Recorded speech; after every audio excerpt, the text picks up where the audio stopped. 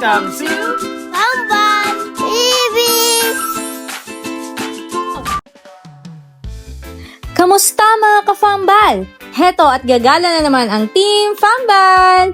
Wag na wag kang magpapahuli dahil lilipad tayo. Lilipad? Patungo sa lugar kung saan ang paraiso ay hindi na isang pangarap, kundi isang katotohanan. Isarado ang mga mata, lasapin ang simoy ng dagat, at humanda sa isang paglalakbay na magpapatunay kung bakit tinawag na hiyas ng Pilipinas ang Palawan. Handa na ba kayong malantad sa hiwaga at kagandahan ng Coron? Tara na't sumisid sa crystal clear na katubigan at tuklasin ang hidden gems nito. Coron ay kaya kong ipunin lahat. Coron ay kaya kong igapos, ihip ng hangin. Coron ay kaya kong ipagbawal, buhos ng ulan. Bago ka mamangha sa ganda ng boses ko, bago lumapag ang ating eroplano, at kung bago lang sa aming channel, please hit the subscribe button at marami pa tayong family bonding moments na katulad nito. Coron ay kaya kong... Salamat at papuri sa Diyos. At ito ang aming Day 1.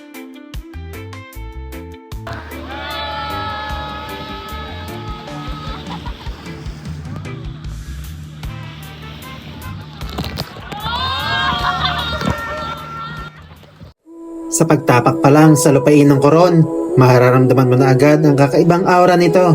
Ang lugar na ito, na bahagi ng Calamianes Group of Islands, ay tahanan ng mga katutubong Tagbanwa. Isa sa mga pinakamatandang grupo etniko sa Pilipinas. Sila ang mga orihinal na tagapangalaga ng kalikasang ito.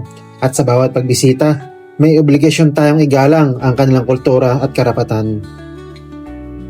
Siyempre, hindi kumpleto ang Coron kung hindi natin dadalawin ang mga sikat na lakes. Unahin na natin ang pinakapaborito ng lahat, ang Kayangan Lake. Hindi ito basta-basta lawa, tinatawag itong cleanest lake in the Philippines. Pagkatapos ng kaunting akyatan, bubungod sa inyo ang tanawin parang pinintahan. O di ba? Parang inedit, pero tunay yan.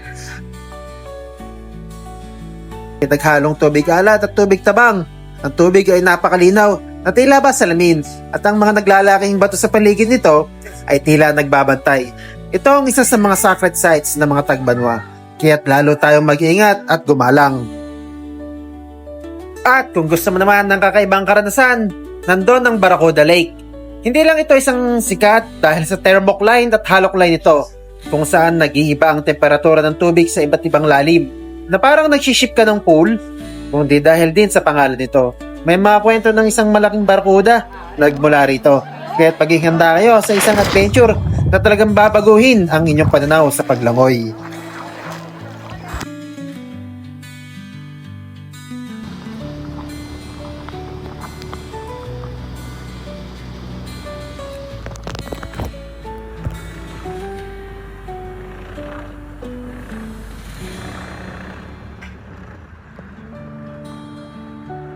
Grabe tingnan nyo to. Parang may nag-edit ng tubig, di ba? Sobrang linaw.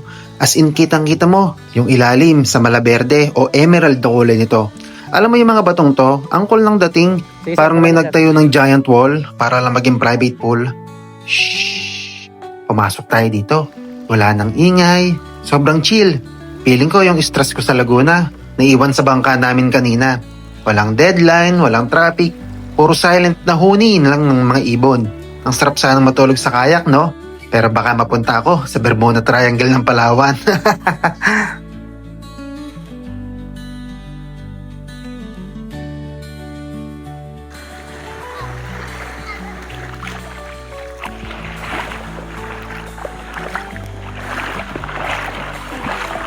Yun mga ka-Fambal. Sobrang chill ng datingan nitong lugar. Ang linaw ng tubig. Pagdating pa lang namin, parang may secret entrance yung lagoon na to, na binabantayan ng naglalaki ang mga clips. Alam mo na, parang papunta tayo sa mundo ng Encantadia.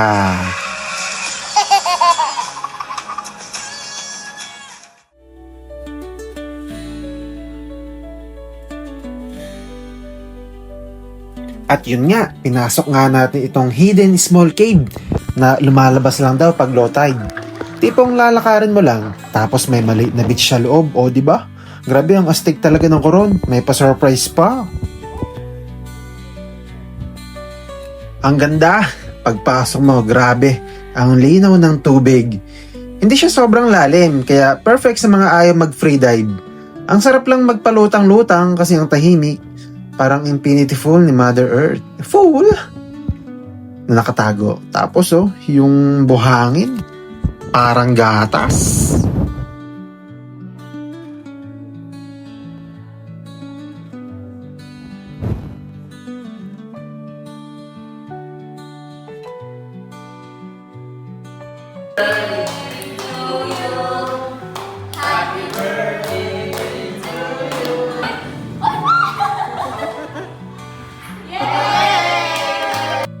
Magpapahuli ba kami? Siyempre, titikman yan.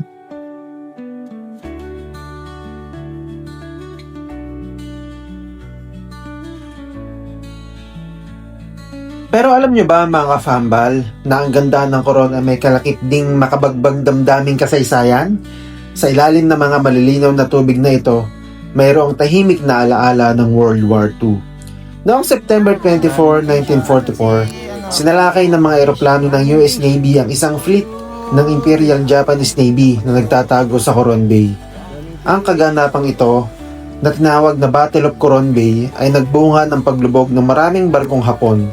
Kaya naman, ang Coron ay isa sa mga prime dive sites sa buong mundo.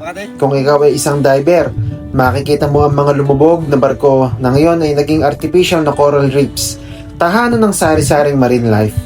Ito ay isang paalaala na ang kapayapaan ay umuusbong kahit sa mga labi ng digmaan. Pero hindi namin gaanong nakita yung shipwreck. Kaya kami, tamang pakain na lang sa mga isda, tamang langoy-langoy. Hoy, ang laki ng tilapia. Huhulihin ko nga to at nang maiuwi.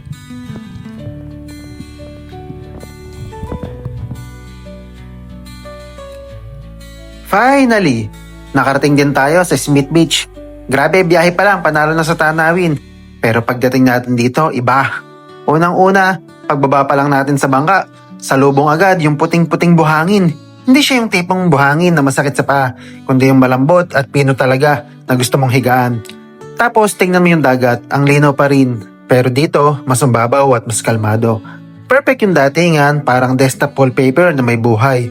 Ang ganda ng contrast ng tubig at ng buhangin, pati yung mga berdeng puno sa likod. At dito, wala masyadong arte, pero sobrang photogenic. Pero syempre, ang pinaka-highlight sa lahat, ang kainan, tanghalian. Dito na tayo nag-lunch. At alam mo naman, iba talaga pag fresh. At sa tabing dagat ka kumain. Yung setup natin sa table, simple lang. Pero ang ganda ng view. Habang kumakain tayo, tapat tayo ng dagat. Sa totoo lang, nawala ako sa pagkain ng ilang segundo. Kasi mas gusto kong tumitig sa tanawin.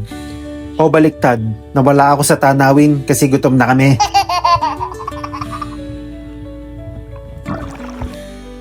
Okay mga ka-fambal, kung ang Sunset Lagoon ay parang may secret room, itong Twin Lagoon naman ay parang dalawang magkaibang mundo na pinaghiwalay lang ng bato.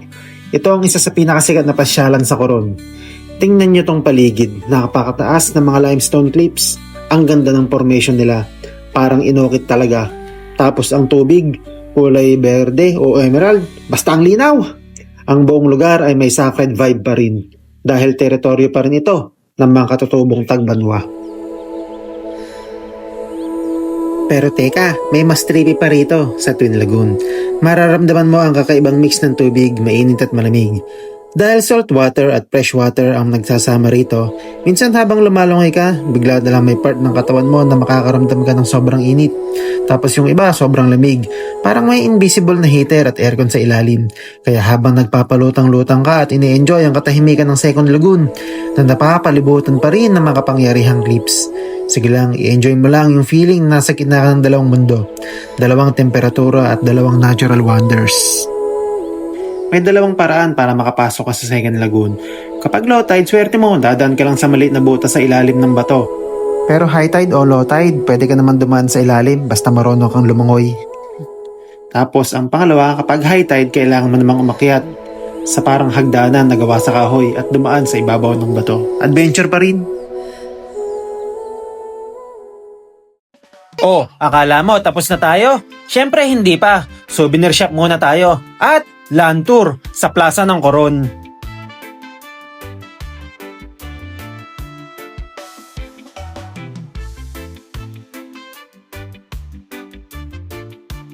At syempre, dumaan na rin tayo para manalangin sa poong may kapal. At sa pagtatapos ng bawat araw, hindi mo dapat palampasin ang pag-akyat sa Mount Tapias. Habang paakyat ka, makikita mo ang malaking cross na para bang nagbabantay sa buong bayan. Sa tuktok, matutunghayan mo ang pinakamagandang sunset sa Coron. Sa bawat kulay ng langit, sa bawat hampas ng alon, at sa bawat istorya na nakakubli sa ilalim ng dagat, pinatutunayan ng Coron na ang Pilipinas ay tunay na isang hiyas. Pagkatapos ng maghapong paglangoy at pagtuklas, ang kailangan mo naman ay pahinga. Gilibin na kami sa biyahe, pero dito napapasok ang Makinit Hot Spring, ang isa sa iilang saltwater hot spring sa mundo. Ang init ng tubig na nagmumula sa volcanic o geothermal activity sa ilalim ay perpektong pang-relax ng iyong katawan at kaluluwa. Ang ganda ng binibigay sa atin ng kalikasan, pero tayo rin ang sumisira dito. Okay, walang drama, pero nakakamiss na agad. Ang ganda ng Coron, hindi na kailangan pang i-explain. Nakita naman natin lahat, yung super linaw ng tubig, yung magagandang rock formation, at yung feeling na chill ka lang sa lagoon. Ito ang final look natin at sigurado ako lahat tayo may isang salita lang ang nasa isip. Babalik tayo. Hindi ito yung tipong sana makabalik, ito yung tipong siguradong babalik tayo. Masyadong maganda dito para sabihin mong minsan lang. Kaya sa mga tanawin na naiwan natin sa ngayon, see you later na lang muna. Bitbit natin ang mga alaala at mga larawan. Pero ang pangako, Coron. See you next time. O kamusta? Bago tayo bumaba ng eroplano, marami ka bang nalaman at nag-enjoy ka ba? Na para bang nakapunta ka na sa napakaganda at nakamamanghang isla ng Coron, Palawan? Paki-like and share mo na ang video ito at mag-leave na ng comment sa baba. At higit sa lahat, mag-subscribe ka na sa aming YouTube channel para marami pa tayong pupuntahang gala na katulad nito.